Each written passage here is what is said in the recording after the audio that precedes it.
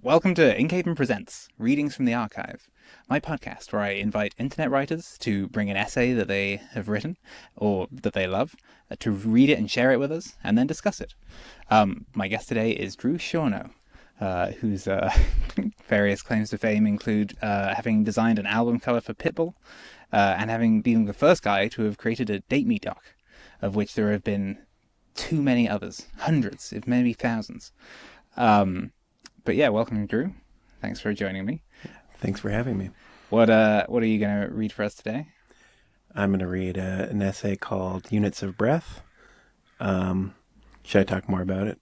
You wrote it during Inkhaven? It's one of the ones I came with an outline and chunks of it written. But it was my second published post. Nice. Is there anything we need to know about it before we hear it? Probably not. Neat. It has some poems in it, so at some point you will lapse into poetry, and then the listener will be like, wow, Drew is so poetic, and then you will give the attribution after you finish the poem. Yes, indeed. Great. Well, I look forward to hearing that, so let's listen to that. Units of Breath. Human limitations and the things you can't destroy. Listen, are you breathing just a little and calling it a life? While the soul, after all, is only a window, and the opening of the window is no more difficult than the wakening from a little sleep. Mary Oliver, New and Selected Poems, Volume 1. After I went through psychosis for the first time, it took me several months to regain the ability to read books. I started with audiobooks. I listened to Zen and the Art of Motorcycle Maintenance on a porch swing in the backyard of my mom's house in the shade of the hot afternoon sun. The first printed paper book I managed to sit through was a copy of Mary Oliver's Extremely Gentle and Patient, A Poetry Handbook. In Miss Oliver's conception of poetry, each line can be thought of as the length of one breath. Each of these breath lengths can be further broken down into metric feet, like I ams, one unstressed syllable followed by a stressed syllable, as in the word behold. Trochees, garden, anapaests, understand, and dactyls, poetry. A short line is slower and more deliberate. A longer line is rushed and breathless. The most neutral length for a line to be is 5 feet, like Shakespeare's famous iambic pentameter, aka lines made up of 5 iambs. The poetic revolution unleashed by Walt Whitman, who incidentally was Mary Oliver's childhood inspiration and one-way parasocial intellectual sparring partner, was the popularization of free verse. Whereas before, poems were always packaged in rigid, metrical forms of repeating line lengths, Whitman's lines have each a different length, which create a sort of cascading patter. But even if it's not as immediately obvious, free verse is still made up of and constrained by the limitations of human breath. You air that serves me with breath to speak. You objects that call from diffusion my meanings and give them shape. You light that wraps me in all things in delicate equable showers. You paths worn in the irregular hollows by the roadsides. I believe you are latent with unseen existences. You are so dear to me. Walt Whitman, Song of the Open Road, Section 3. Breath also shows up in music, both in the literal sense for instruments like the flute or clarinet that are powered by breath, but also as a tool of analysis for piano or other instruments not constrained by breath's limitations. It forms a certain anatomy of musical phrases. The inhale. Before the first note is played in between phrases, the pianist performs a slight lift of the wrist or a micropause, indicating to the audience that one thought is ended and another is about to begin. The exhale. The music happens on the exhale. The real or metaphorical lung capacity of the performer creates an arc for each phrase that has a beginning, a climax, and a tapering off that mirrors our biology. When you listen to someone speak or sing, you're unconsciously tracking whether they will make it to the end of their phrase. When a saxophonist uses circular breathing to hold a note for 3 minutes, or a choir uses staggered breathing to hide the individual singer's inhales, it creates a breathlessness that results in awe or anxiety, an immortal breath that transcends the limitations of the body.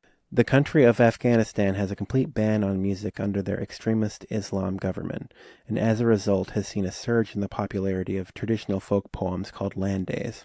A land day is 22 syllables long, sung to the beat of a hand drum, and passed anonymously mouth to mouth across generations of passionate women at weddings and around wells. A young poet named Ralia Muska set herself on fire after being forbidden to write. Her father burned her manuscripts, but the land day she used to repeat survived on in the whispers of her sisters across the culture. I call, you're stone. One day you'll look and find I'm gone.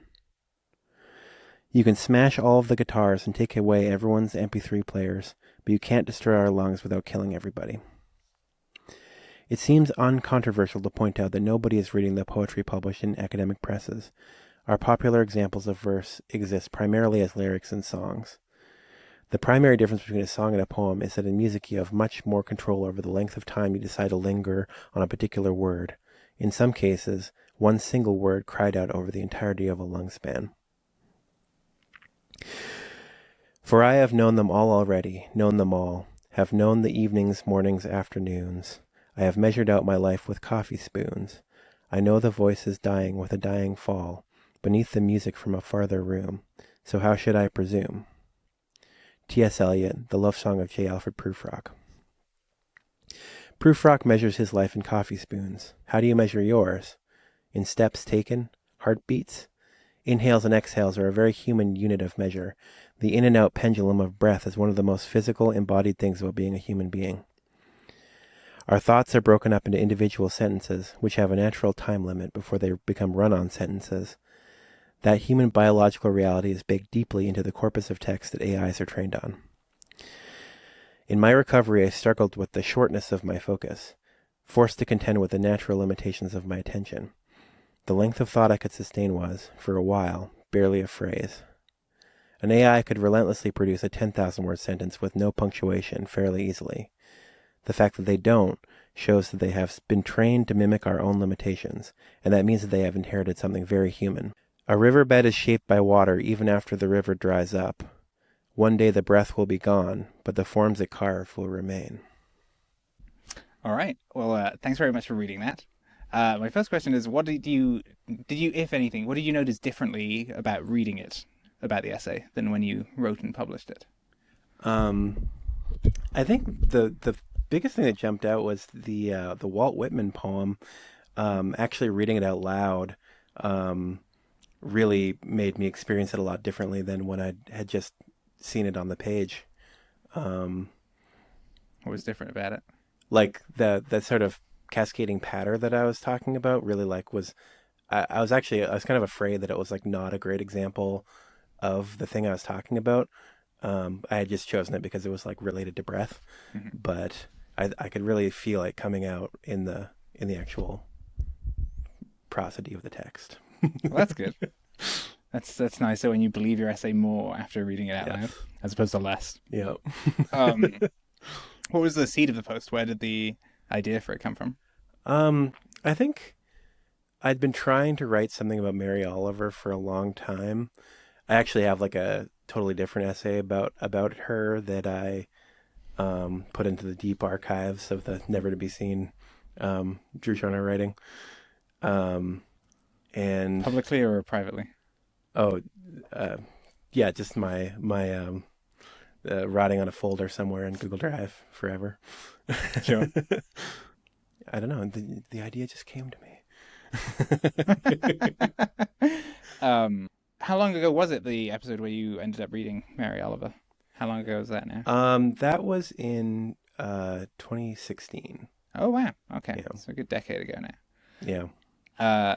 And then you read Whitman because she was a fan of him? Partially. I actually had during my psychosis, I had a really tiny, like weirdly tiny book filled with Walt Whitman poems that I was reading and was also part of my delusions and stuff. I had this whole thing when I was crazy of that my bookshelf, I was like some sort of god, and I could like control like which people in different parts of the class system had what intuitive knowledge they had access to based on where the books were located on my bookshelf. Um, Different which parts of the class system? yeah. Like So, in society as a yeah, whole? so it was like gods, and then upper class, middle class, lower class, and then the insane at the And bottom. where was the Whitman book? I think it was in middle class. And Oliver? um, I didn't have Mary Oliver's book at the time. Oh, I see.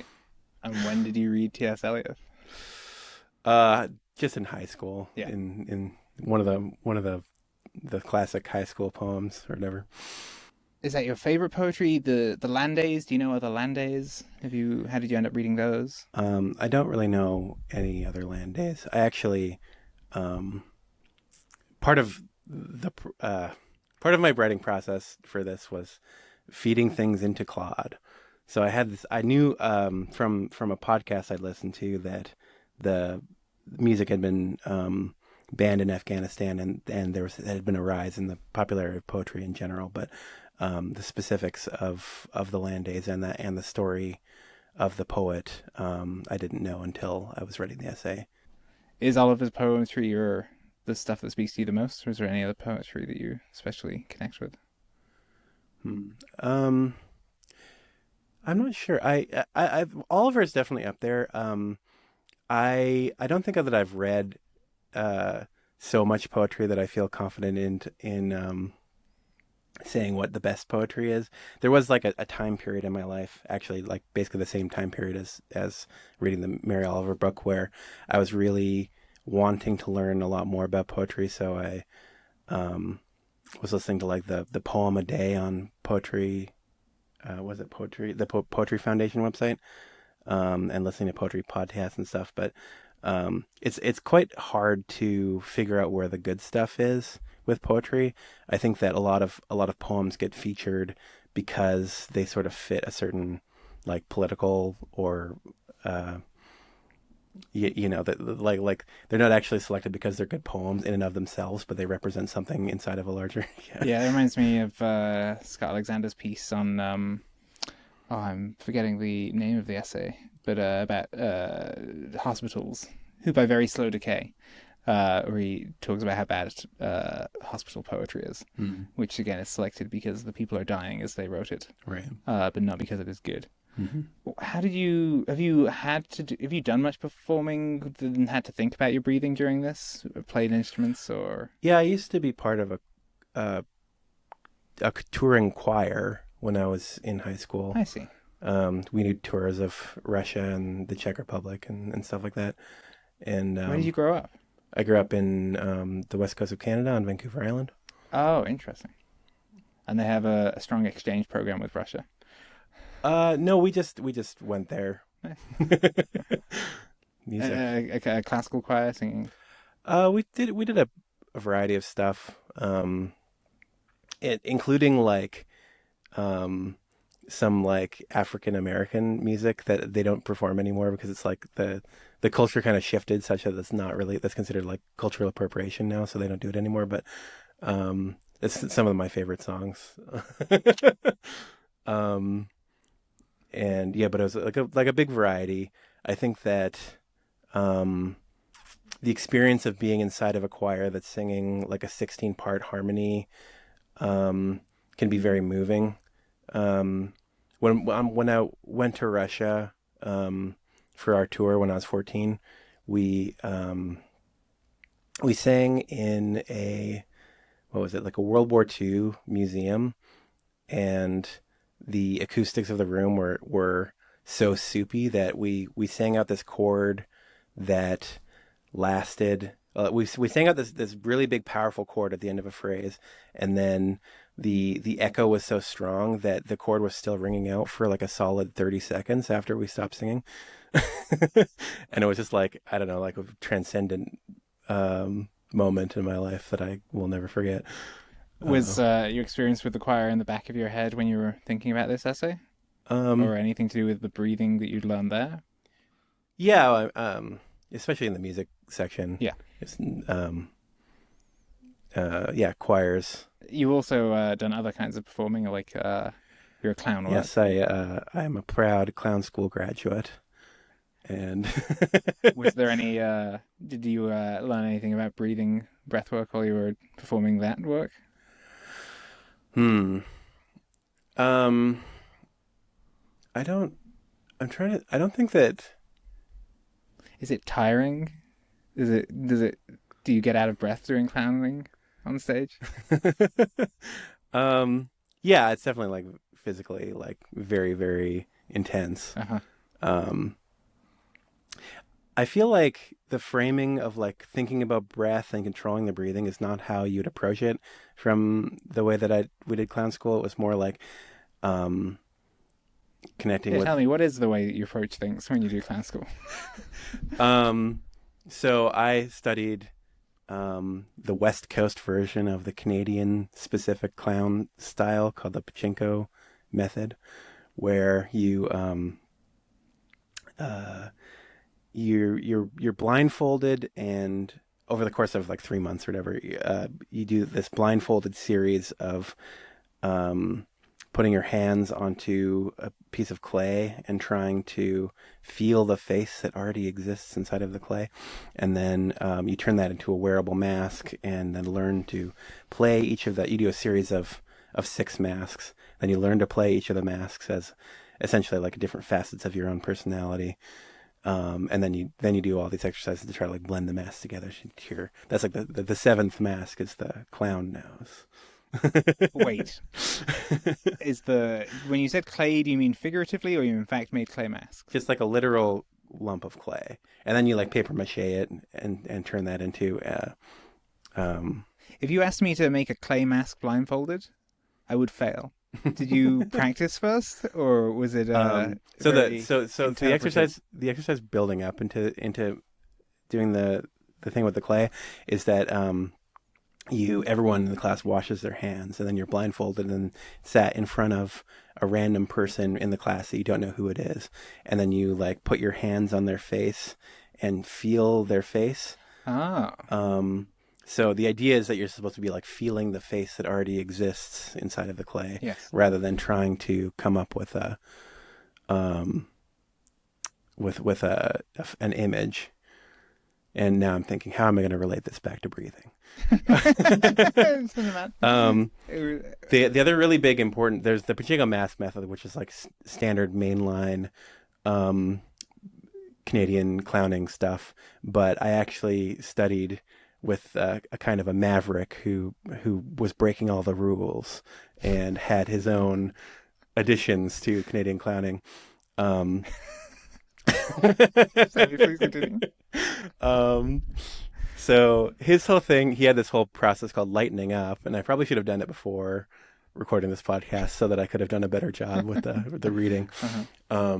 But it starts with you lying on the ground, and you feel you different impulses in your muscles and allow them to move the way they want to move. And there's kind of, it's almost like a weird like underlying electricity or something that's just like this like random noise or something, and you tap into all these movements. And then the most important muscle to focus on is the diaphragm, and then when we focus on the diaphragm, it it goes like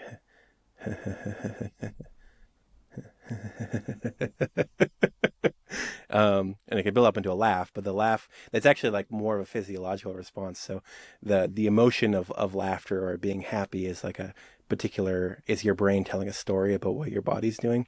So it can kind of shift into sobbing, but with the same motion. So you kind of get into these big swings where you're experiencing like really ecstatic laughter versus sobbing, and uh, while also like moving your body around, and kind of there's like all this like like emotions are like locked into certain muscles. So when you tap into them, you can kind of like start to experience different like trauma and stuff that's like baked into your body.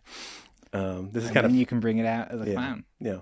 And then the next part of the lightening up process is that you start to allow yourself to do more things.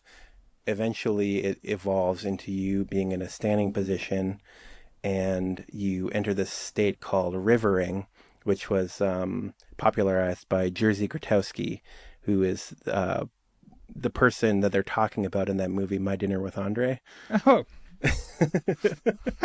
um, Conk just wrote an yeah. essay inspired by that. Yeah, I made the comment that I've been recently telling people that it's my favorite movie. I'm not 100% sure that's true, but it does make me sound very cultured. So, Well, that's true. I keep thinking that I should play it on a big screen outside one evening. I thought yeah, that last in Cave, and I didn't get around to it 'cause it's been nearly a decade since I've watched it. yeah, that's a good one. Um, yeah, but rivering, it's kind of like being in a waking dream or something. Like the thing I was talking about, like where your brain is coming up with a story for what your body's doing in terms of emotions. It's like you come up with like narratives for why you're doing the things that you're doing, and yeah, like sort of living out fantasies. It's not like you're having a psychedelic experience or something. You're still like aware that you're in a room or whatever, but you follow the river and its impulses, and after you've done that for a while, the exercise evolves into interacting with other people in the class. So your river kind of intersects with their river, and you start to act out these weird scenes. Like a lot of times people would come up to me and start patting me on the stomach and saying that I was pregnant, which I didn't realize was them, talking about how fat I am until like a long time later. And or things where like someone's laying on the ground and then there's like a group of like 3 or 4 people around them, like sacrificing them to the devil, or like Yeah, okay. just like these bizarre scenes. And then, after like 15 minutes or something, like the gong goes off and then everyone like rests and resonates and reincorporates all of the stuff. And, you kind of like reenact all the weird. Canadian clowning is kind of actually more known for being like a therapy modality than it is for producing performers. I mean, there are like Canadian clowns who are performers, but it's not like the European kind of clowning where they ruthlessly tear you down and beat you with a stick until you become the perfect performer, and then like half the people that go through that process are just like permanently traumatized and they just don't care. They're like, this is much softer. I do want to say, I think I often touch my belly when I'm feeling very comfortable or at home. And I occasionally touch other people's bellies to give them that feeling. So perhaps that they were attempting to just make you feel comfortable and at home. I guess. I really don't know what question I asked that got into that, but that was great. There's something kind of related to breath in that. No, there was. Yeah. Yeah, I don't know if it's a question, but I wanted to mention, because you talked about, all the aspects of music and breathing, that when I went to music school, and my guitar teacher would often encourage us to sing the melody lines or even the bass lines in a piece by Bach or something, just to figure out where the accent was supposed to be and where it was supposed to finish and so on. But yeah, I think just a lot of instruments are attempting to imitate how a person would naturally breathe and sing. I wrote down, you have such a cool WordPress.com website. Yes, you spent a while figuring out how to make that work. I mean, it's been really nice because I spend like an insanely outsized amount of time coming up with thumbnails. I think I probably, not to toot my own horn too much, but I think I have the best thumbnails of anyone. And anyone at Inkhaven or anyone in at end Inkhaven. of sentence? I think that anyone ever. Great. I think people at Inkhaven don't have enough time to come up with good thumbnails. But you do. But I do for some reason. And the WordPress.com website, it's like extremely beautiful and satisfying to see them all there, and like very large. And I think aesthetically, WordPress, if you have the right themes, like beats out Substack for sure. If you want, you can. I've only done so far one thumbnail design for this podcast. If you'd like, you can do the thumbnail for your episode. I could. Yeah, but I think it was in a similar kind of design language to your I've forgotten the name of it. Rooster King. Rooster King. It had some similarities. I don't know. I mean, you obviously developed that over quite a lot of time. That kind of language. Um, is there any particular place that it's coming from, or inspiration it's taking, or like, this kind of collage, but online, which is a rare place for it to be done well. Yeah. Yeah, I don't know. Is there any place in particular that comes from? You mean just my approach to design? Yeah, your kind of visual style. I think it definitely traces back to I wrote another essay kind of talking about my relationship with some people who used to be the creative directors of Adbusters magazine. Was it the Kamikaze Dreaming? Yeah, Kamikaze Dreaming. Yeah. So that definitely is like a huge, huge, huge part of my way that I approach design.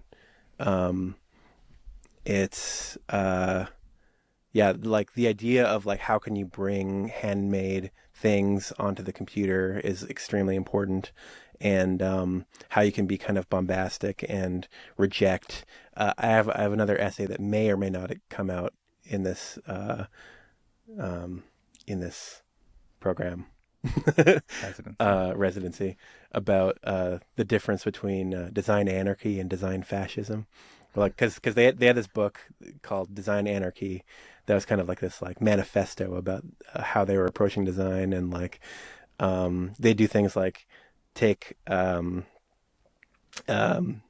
an existing advertisement for makeup and then scribble over it with Sharpie and use that as the cover of their magazine.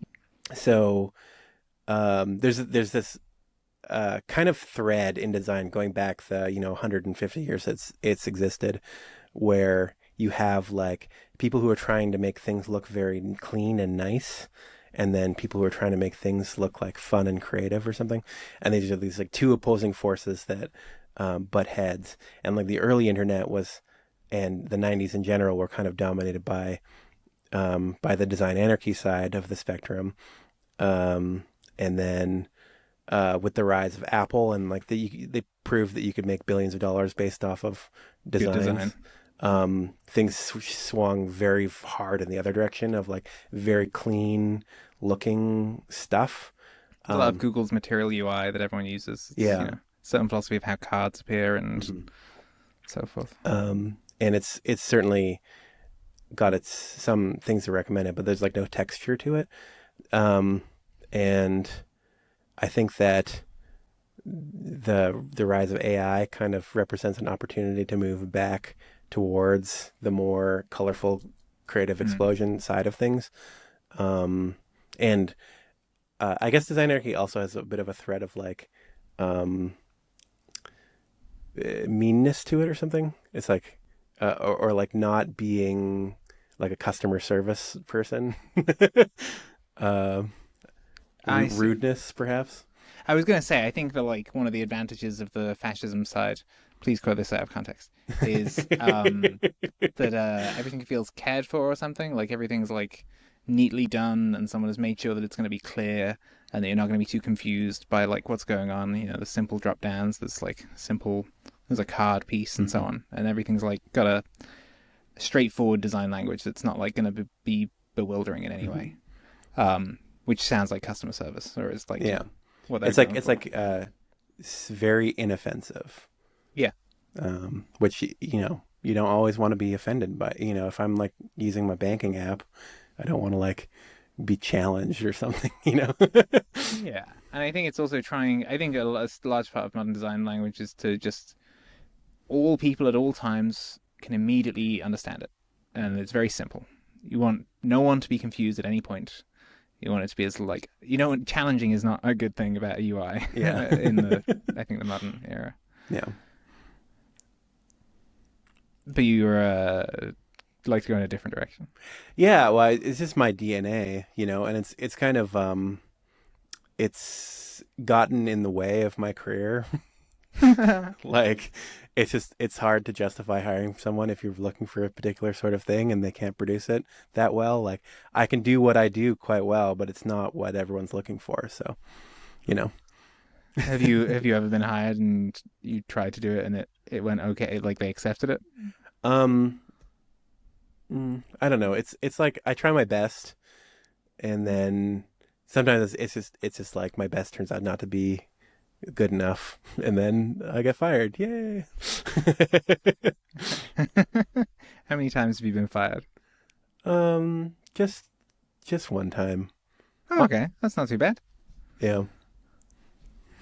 But yeah, in Kamikaze Dreaming, I don't really know how to summarize it, but you certainly have many successful. You summarize many successful and unsuccessful projects and jobs as a kind of starving artist. hmm And then at the end of it, you use your final money in your bank account to book a ticket home. And you go, well, that's that. I tried. Yeah. How long ago was that?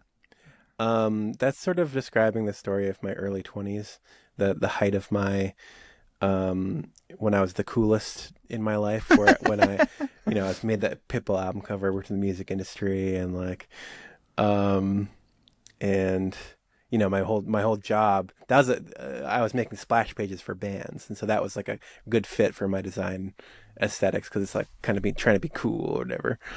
Um and then it kind of ended. I think I moved back in 2014 or something, so when I was 24. Uh, but I wanted to turn to a different subject, which is Inkhaven. hmm You've now been here for 12 days. Uh, Curious what has surprised you in your first 12 days relative to what you expected of Inkhaven. Yeah. Well, so before I came to Inkhaven, I did have a blog, but I was making one post every 10 months, I, roughly. I love the posts. They were good posts. They were good posts, but obviously not fast enough.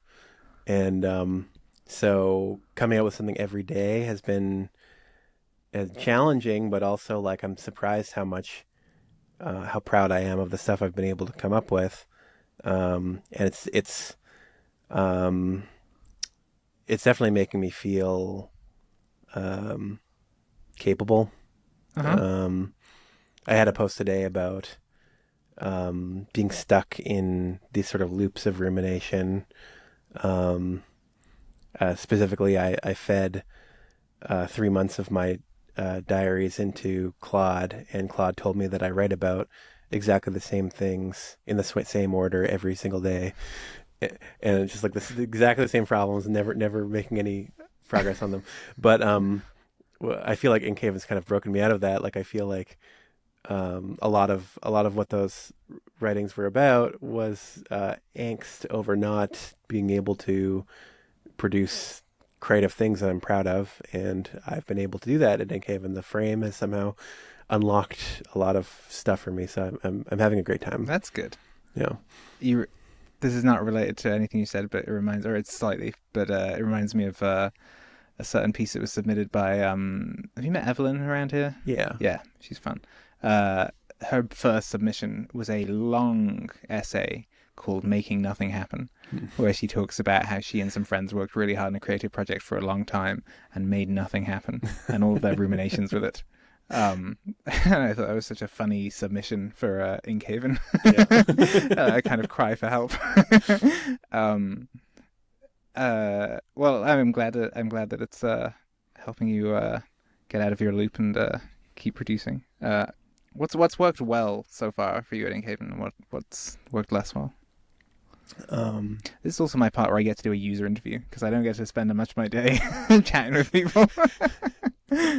um, I think that having everyone around working definitely puts me into a working mode. Nice. And then the flip side of that is that um, usually I kind of have a close to finish rough draft in the evening, and then when I wake up in the morning at 5 a.m., because I can't sleep in past 5 a.m. for some reason recently, then in the wee hours of the morning, polish up the essay and then publish it by no later than like 10 or 11 in the morning. Great. So then I come in to the campus, and all I want to do is talk and hang out with people, and no one wants to do that because they're working on their essays. Yes. And then I'll go into the winner's lounge as my own personal domain. For anyone listening, we have a whole building where it's called the Winner's Lounge, and you can only go there in the day once you have published. Yes. And so if you have published early, it's just your house now. It's just my room. Yeah. It's like you and I think Layla and a few other people. I see. Uh, that's unfortunate. Sorry. I guess I'll have to run Talkhaven next door to it Hmm. so that you can talk to people during it. And then the problem is that like because I'm getting up at 5 a.m. and can't stop, it means I have to go to sleep by 10 p.m. and a lot of Mm. hanging out happens later in the evening. When everyone else has finished publishing. Yeah. That makes sense. Curious how you relate to the people here. In what ways do you find things in common with them, and in what ways do you find differences? I think everyone here is like smart and producing stuff, and I respect that. And like, I'm constantly finding myself part of these interesting conversations, which I appreciate. Um, I was like an early adopter of. I don't know if you know what Vibe Camp is. Yeah, yeah, yeah. Um, Brooke yeah, Bowman's Brooke thing. Bowman's thing. I've been to every single Vibe Camp, and I'm a friend of the camp or whatever. I refuse to ever actually volunteer for it, but I've always been around the organizing team. Um, and I think that some of the things that I always want to get out of those experiences, Vibe Camp is it's like a summer camp for Twitter people, basically. Is these sorts of conversations where you're connecting with people who are on your level or whatever, and I'm getting a lot of that You here. vibe with, perhaps. Yeah, yes, exactly. I'm getting a lot of that here, and in a way that's really great. It's because you see the same people every day, and you have a whole month to get to know them. So, um, Did you know many of the people and any people coming in? I was friends with Paula. Oh yeah, yeah. I had met Evelyn, but I haven't really spent too much time with her. Um, I think you knew Zoe beforehand a little. I had met Zoe. I see. Um, So yeah, mostly a lot of new people. So you've done, I think, 12 days of Inkhaven. Do you have any plans to do anything especially differently for the next 18 than how you've approached it so far? well, I think that uh, it's possible that I'm running out of because I came in quite prepared with a lot of drafts. Like think I had like 16 drafts, not anywhere close to publishable, but like just having like um, I have this. I would write it out on paper and then take a picture of it and then get Claude to transcribe it. So it's this kind of like brain dumps. Um, but I'm running out of things that I actually want to turn into essays, and so I think that it's probably the case that um, the quality is going to go down, and I'm going to have to learn how to come up with new ideas on the fly. There's one of my essays, me talking about my first fight, that kind of like popped into my head as an idea, and I wrote it out in a very very quick amount of time. But everything else has been sort of I've came in with this very detailed plan for everything I was going to write, and I think that uh, things are going to get looser probably um, as I reach the end of the tracks and need to start walking by foot. Sure, you'll have to mine the further crevices of your soul Yeah. and we'll find out what that's like. Yes. This whole process is making me so so impressed with Scott Alexander, having done this without any sort of frame, just deciding to do this every single day. Um, Yeah, he's an oddball. What didn't I ask you about your post that I should have asked you about it? Maybe the AI stuff. I don't really have anything interesting to say about it, but I did kind Was of. there AI stuff involved in the post you read, the essay you read? Um, yeah, you mean in terms of like there's the AI as part of the writing process, and there's also like a section at the end that's Oh talking about yeah, yeah, AI. yeah, yeah. Curious why. Yeah, you were talking about how that's a very different shape of thing because it does not need to have any pauses in its thoughts or in its writing or in its. Yeah. So it is kind of interesting how it kind of sort of has these like human like features, and it's unclear where that stuff comes from. I just saw a take that was like um, intelligence is actually like a feature of language or something. Um, sorry, I don't know. Maybe I'm I don't know what I'm talking about. This is the question that you should have asked, but also that I don't have any interesting answers to. Yeah. Where have you been living just before Inkhaven? I've been staying with a friend, Misha Gurevich. Drethelin. Drethelin, yes. Who the Drethelin Gardens are named after. Yes, indeed. And I came to stay with him in November and just keep managing to convince him to let me stay longer. And it's been like clearly much too much time at this point. But, he's a fun guy. Yeah, I met him at Vibe Camp a couple years ago, and he invited me to come to SF and go to Summer Solstice and help him set up the after party, and then also buy furniture for his empty house. And he's got a good Twitter that I knew him from, and then he's a great photographer, and he does a lot of the photography at the events that we run here. Mm-hmm. We just have him as our honorary attendee of any event, really, and then he comes and brings his camera and does great photographs. Yeah, he's a good friend. Yeah, he's a good guy. Well, on that note, we will just end with Drethelin. He's a good guy. Anyway, thanks so much for chatting with me today. It was very interesting to hear all of your various stories and to hear your essay, which I enjoyed. Yes. Okay. All right, we're done. That's it. We nailed it. Before we wrap up, I'd just like to thank our sponsor for this episode, WordPress.com. As a teenager, many of the blogs I grew up reading were built using WordPress, such as Slaystar Codex, Don't Worry About the Vase, and Shtetl Optimized. The co-founder of WordPress, Matt Mullenweg, went on to build WordPress.com, a hosting service that supports bloggers. It provides an interface that allows you to design your website and to use the near infinite family of libraries and plugins that have been built for WordPress. If you're someone who cares to be able to design your own blog, for your ideas, for your writing, and for your own aesthetic, then by far one of the best options on the internet today is WordPress.com.